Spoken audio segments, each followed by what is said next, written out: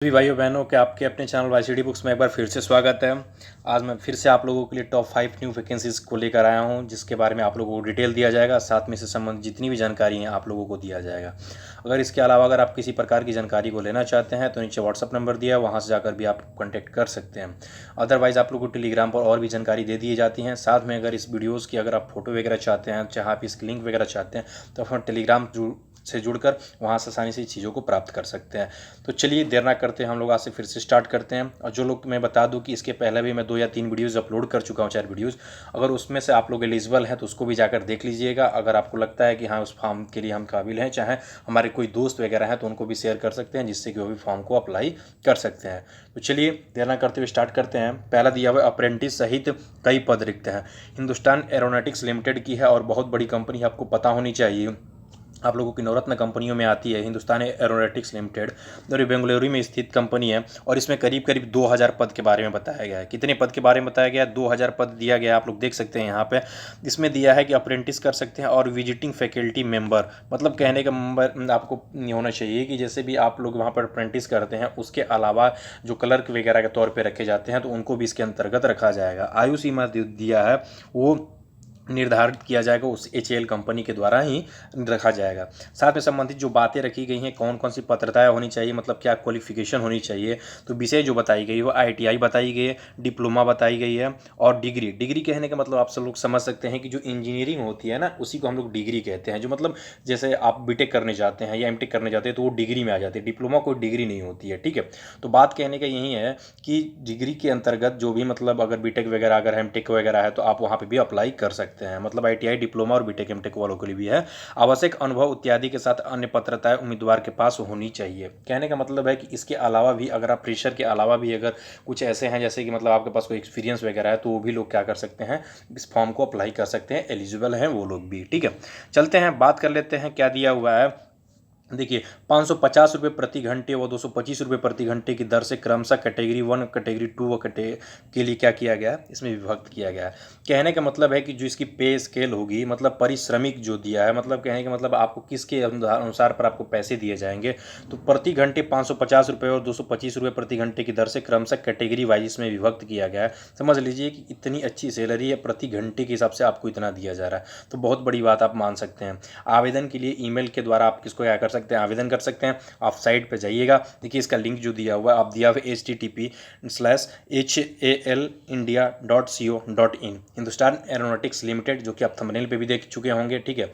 और वहाँ पर जाइएगा, इसके ऊपर साइड के ऊपर, और इसमें जो फॉर्म करने का प्रोसेस जो भी दिया होगा, कॉन्टैक्ट नंबर भी दिए होते हैं। कैरियर पर जाकर आपको चूज करना होता है, वहाँ पर आपको अप्लाई करने का भी ऑप्शन आता है। अगर देखिए मैं बता दूँ, कोई भी प्राइवेट कंपनी वगैरह जो होती हैं, चाहे जो भी बड़ी कंपनियाँ होती हैं, उनमें कैरियर का ऑप्शन आता है। उस कैरियर के ऑप्शन पे जाते हैं तो कैरियर के ऑप्शन में आपको चूज़ करना होता है कि आप किस सेक्टर के लिए फॉर्म अप्लाई करना चाहते हैं। फिर आप वहाँ पर जाकर उस फॉर्म को आसानी से अप्लाई कर देते हैं, ठीक है। तो ये जो दिया आप देख सकते हैं। चलते हैं हम लोग अगले जॉब की तरफ। अगला जॉब क्या दिया हुआ है, संघ लोक सेवा आयोग यूपीएससी। संघ लोक सेवा आयोग के बारे में दिया हुआ है। पद जो दिया हुआ है, क्या दिया हुआ है, स्पेशलिस्ट ग्रेड 3 व assistant professor neurology, research officer, social studies, senior scientific officer, light detection इत्यादि। मतलब इसमें पदों की संख्या जो बताई गई 36 बताई गई। यूपीएससी के पद आपको पता ही होना चाहिए कि काफ़ी ज़्यादा नहीं होता है, जब भी आती है थोड़े बहुत ही पद आती हैं, आपको यूपीएससी के अंदर देखने को मिलते हैं। और इसके अंतर्गत ये पद रखी गई है। जो लोग भी इसके अंदर एलिजिबल होंगे, अगर लोगों को लगता है कि हम इसके फॉर्म को अप्लाई कर सकते हैं, तो लोग आसानी से इस फॉर्म को डाल देंगे। आयु सीमा बात कर लें तो अधिकतम आयु जो देखी गई है 35 से 40 वर्ष रखी गई है, ठीक है। बात करें इसका जो साइट दिया हुआ है, www.upsconline.nic.in दिया हुआ है। यहाँ पर जाकर इसके बारे में और भी जानकारी आप प्राप्त कर सकते हैं। या मैं पहले भी कह चुका हूँ, आप लोगों को फिर से कह रहा हूँ कि अगर किसी प्रकार की और भी अगर आपको परेशानी होती है तो आप टेलीग्राम पर वहाँ पर मैसेज करके आप पूछ सकते हैं, ठीक है। बात कर लेते हैं हम अगले जॉब की। अगला जॉब क्या दिया हुआ है, क्लर्क के पदों पर अवसर। कहाँ पे है, तो उत्तराखंड के अधीनस्थ चयन सेवा आयोग देहरादून में है। पद का विवरण अगर हम देखना चाहें तो लेखा लिपिक, अर्थात शहरी विकास के जो क्षेत्र हैं वहाँ पर आपको क्या किया जाएगा, नियुक्ति आपकी की जाएगी।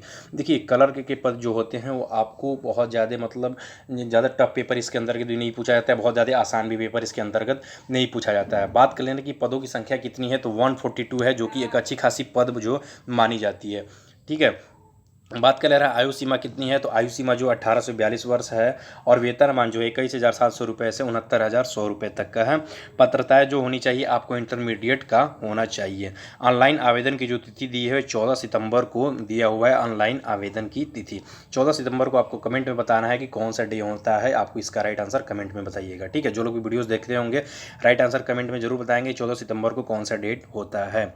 बात कर ले रहे हैं लिखित परीक्षा की जो अनुमानित समय है वो माह दिसंबर में होगी। आपको पता होना चाहिए कि अभी कोविड-19 की वजह से बहुत सारी परेशानियां झेलनी पड़ रही है सरकार की, चाहे किसी भी सरकार की बात कर ले, किसी भी राज्य सरकार की बात कर ले, चाहे केंद्र सरकार की बात कर ले। तो इसी तरह से जो भी अगर जो डेट दिसंबर वगैरह के समय को जो दे रहे हैं तो आप लोग समझ लीजिए कि वो एग्जैक्ट समय हो सकता है, परहैप्स मान सकते हैं कि वो उस समय पेपर हो सकती है। इसलिए कि अब धीरे धीरे चीज़ों में क्या हो रहा है, सुधार हो रहा है, देखने को मिल रहा है।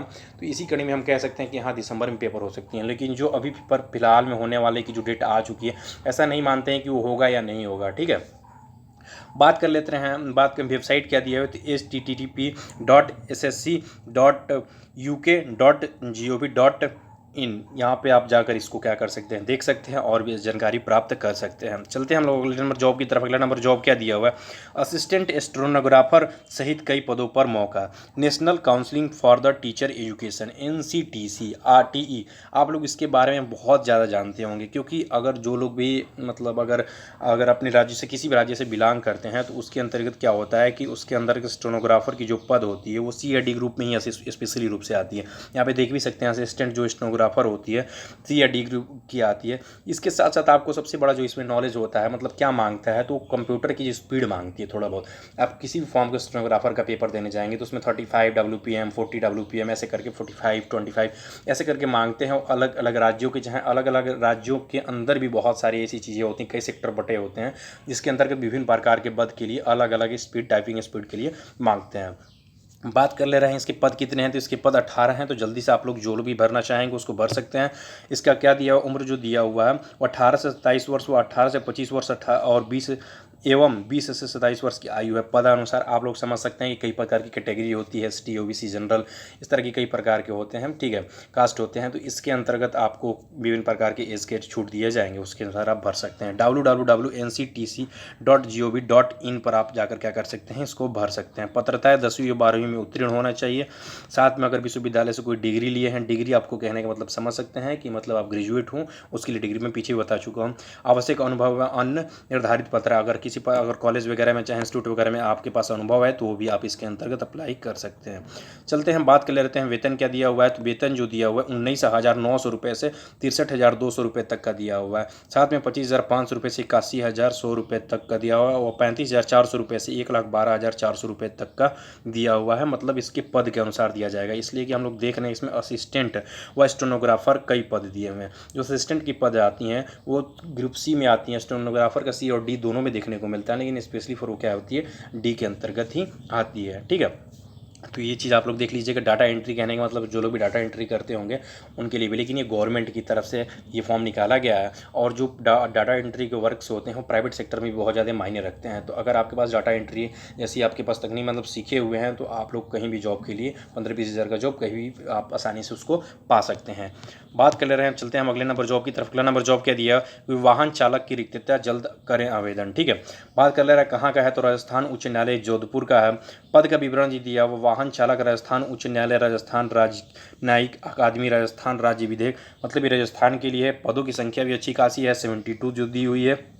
पात्रता है सीनियर सेकेंडरी उत्तीर्ण, मतलब कहने का मतलब है कि आपको इंटर उत्तीर्ण होना चाहिए। हल्के वाहन व परिवहन विभाग के चालन व वैध अनुभूति धारण करने वाले अन्य पात्रताएं होनी चाहिए। कहने का मतलब है आपके पास 2 व्हीलर और 4 व्हीलर की जो भी आप लोगों के पास अगर लाइसेंस वगैरह है तो ये भी आप लोगों के लिए इंपॉर्टेंट होता है। हाँ, इसमें एक चीज़ ये जरूर जान लीजिए कि इसमें आप सर्च कर लीजिएगा।